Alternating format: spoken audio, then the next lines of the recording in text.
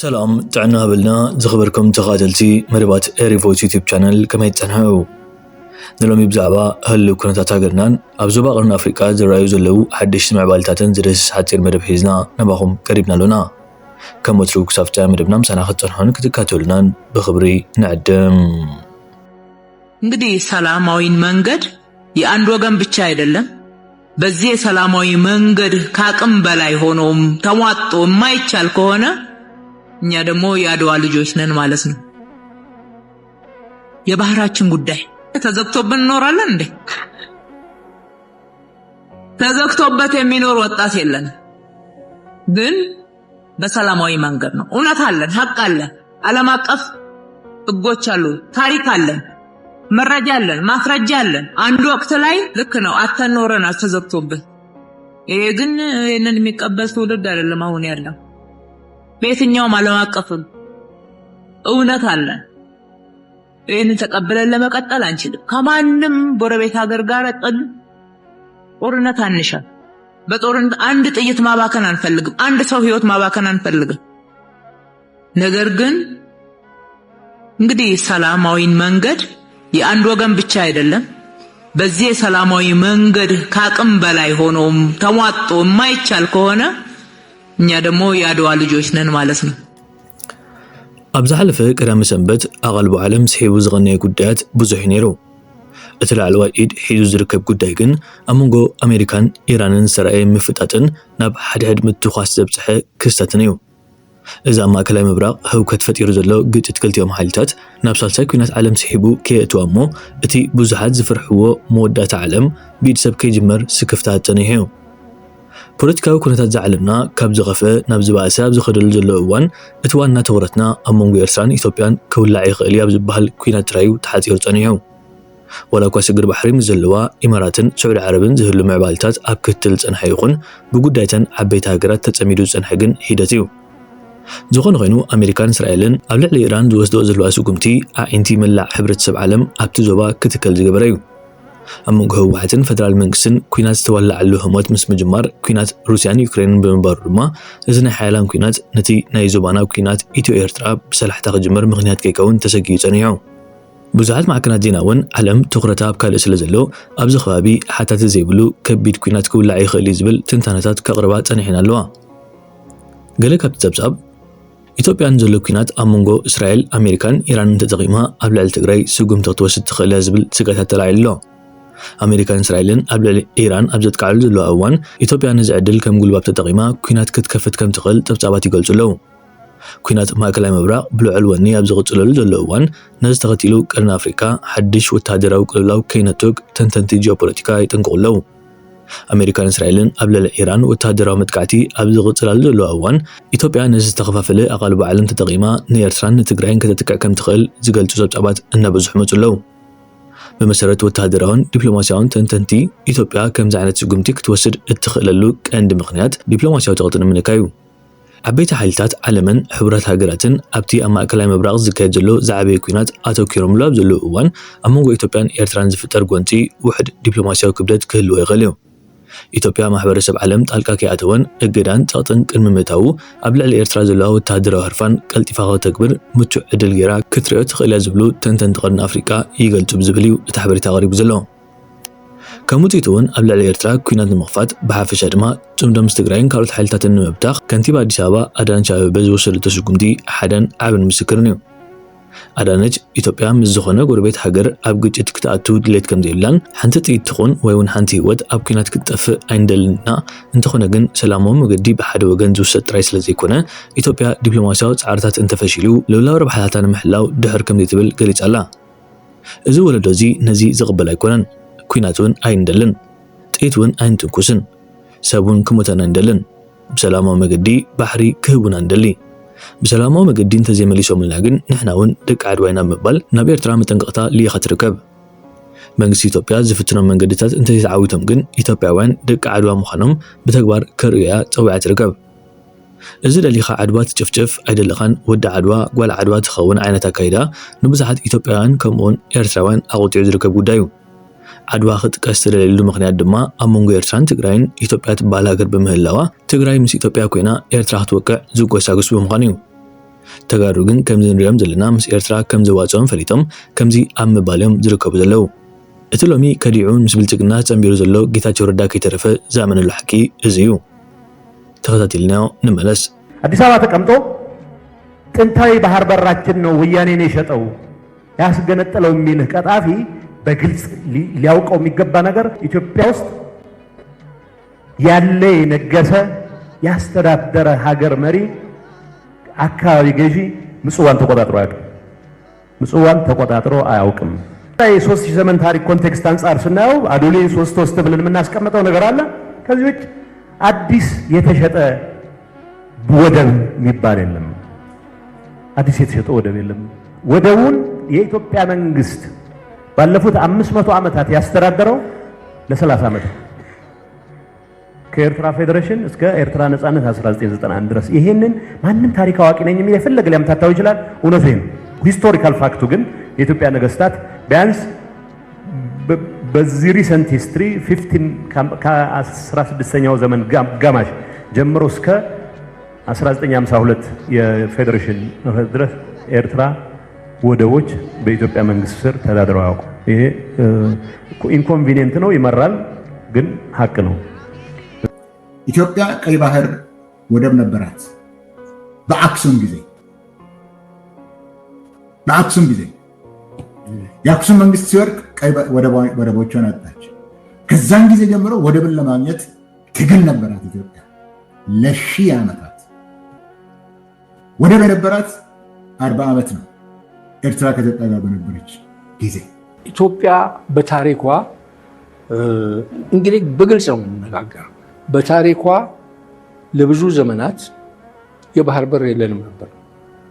የምንጠቀመው ያው ንጉስ ምኒልክም የሚጠቀሙት በጅቡቲ ነው። ለ99 ዓመት ያው ውል ሰጥተናል፣ ግን እንደፈለግን በባህር በራችን እናስገባለን እናስወጣለን።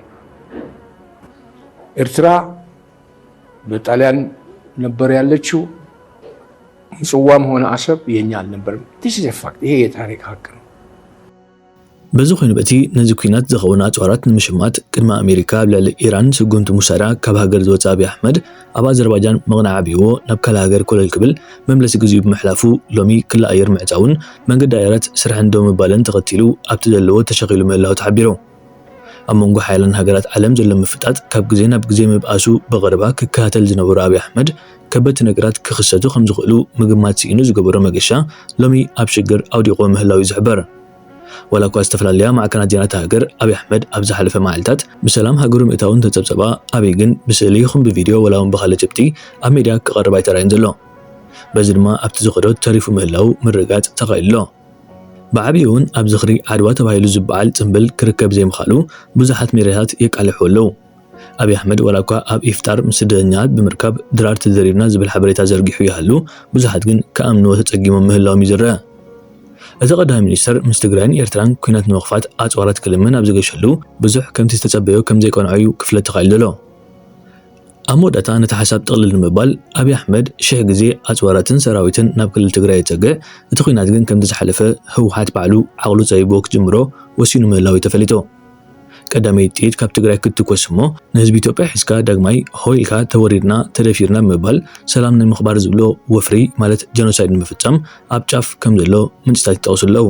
የተረጋገጠ ትክክለኛ መረጃ እንገራችሁ። አብይ አህመድ ጦርነቱን ቲፒኤልኤፍ ተኩሶ እንዲጀምር ማድረግ አለብን የሚል አቋም ነው የያዘው። ሰራዊት አስጠግቷል። ዓለም እየመሰከረ ነው። ትላንት ማስረጃ አቅርበንላችኋል።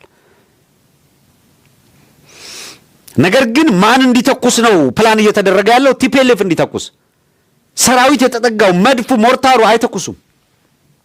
ተጨባጭ መረጃ ነው። ወታደራዊ መረጃችንም ጠብ ምትል አይደለችም። ምን አሉ?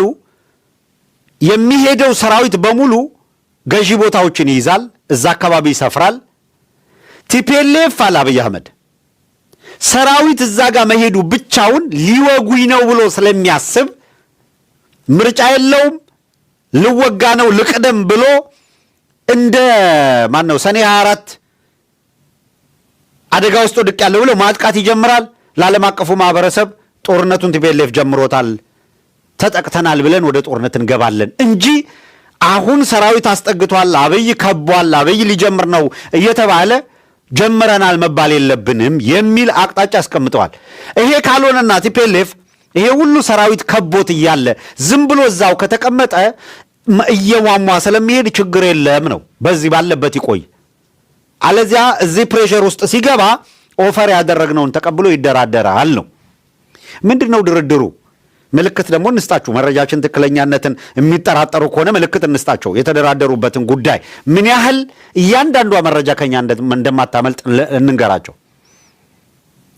በግምት እንዳልሆነ ወይም የቢሆናል ትንታኔ እንዳልሆነ እንድትረዱት ጠለምት ላይ ግቡ ተኩሳችሁ አላላችሁም? ትክዳለህ ታደሰ ወረደ? ግቡ ካላችሁ በኋላ ነው የካዳችሁ። ግቡና ያዙት። ጠለምትን ግቡና ያዙ። ራያን እኔ ለቅቄ እወጣለሁ፣ ወልቃይት ላይ ግን እንዳትሞክሩ ነው ያላችሁ። ይሁላ የምታየውን ሰራዊት አንጋግቶ ያመጣው ኮሎኔል ደመቀ እንደሚለው ትግራይን ገፍቶ አማራን ምናምን እንደዛ አይደለም፣ እናውቃለን። የወልቃይት ዕጣ ፈንታን እንደ ከሚሴ ልዩ ዞን የማድረግ የኦህዴድ ዕቅድ ስላለ ነው።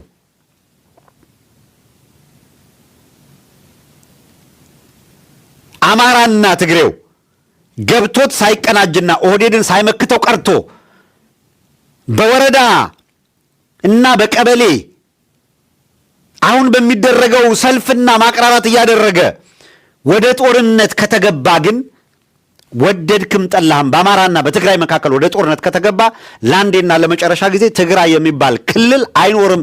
ብሊቭ ኦር ኖት መዝግቧትችን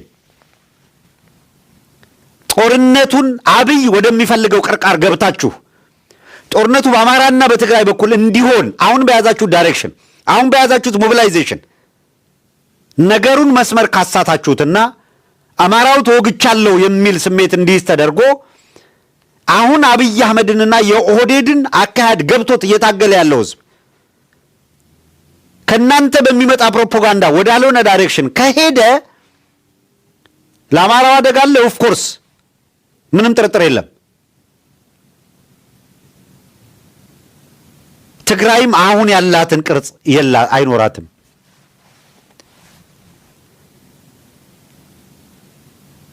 ክፍለ ዘመን ወደ ኋላ መልሶታል። ሁለተኛ ተጨማሪ ክፍለ ዘመን ወደ ኋላ ነው የሚመለሰው። የምታየው የተፈናቀለው ከዚህ በብዙ ጥፍ ይፈናቀላል።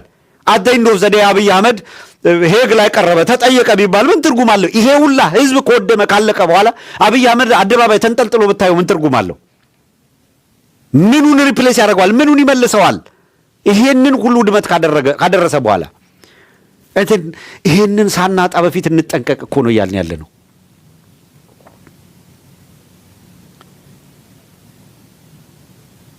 እነዚህ ቦታዎች አካባቢ ያሉ የፖለቲካ ተዋናዮች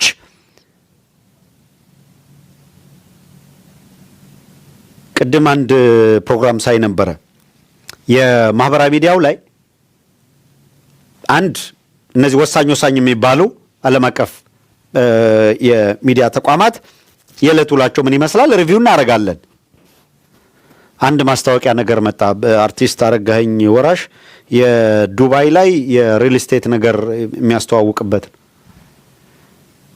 ከፋንሲ ሪል ስቴት ማስተዋወቅ ቀጥሎ ያለው ወደ 60 ምናምን 50 60 የሚሆን ያለቀ አማራ በጋቢ ተጠቅልሎ አርሲ ውስጥ በጅምላ ሲቀበር የሚያሳይ ቪዲዮ አለ። ሪል ስቴት ላይክ ሼር እያደረገም የሚቋምጥ አለ። በሚያልቁ ወገኖቻችን ስር ደግሞ ብስጭቱን የሚጽፍ አለ። የሁለት ዓለም ሰዎች ሪል ስቴቱን ያነሳውልህ ማስታወቂያውን ጉዳይ ሆኖ አይደለም፣ እሱ ሌላ አጀንዳ ነው። እነዛ የምታያቸው ፋንሲ ቤቶች አሁን የመግዛት አቅም ያላቸው እንደዚህ እኛን ጦርነት ውስጥ ማግደው ከየቦታው ላይ ሰሊጥ ነጋዴ የሆኑት አካላት የሚገዙት ቤት ነው። አብይ አህመድ የሀገር ውስጥ አልበቃ ብሎት ሱዳንን እያጋደለ ወርቅ ከዳጋሎ ጋር ለኢመሬት የሚሸጥ ነው።